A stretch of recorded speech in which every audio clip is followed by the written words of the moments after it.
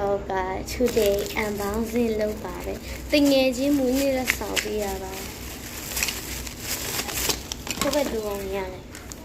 ဒါတခုရပါတယ်ဒါကြတော့သူ့ရဲ့လက်ဆောင်ကိုပြောတာပါနော်ဒါဘယ်ကဖောက်မှန်းလဲဘယ်ကဖောက်ဒါငါဒါဖောက်မယ်ဟုတ် 1 2 3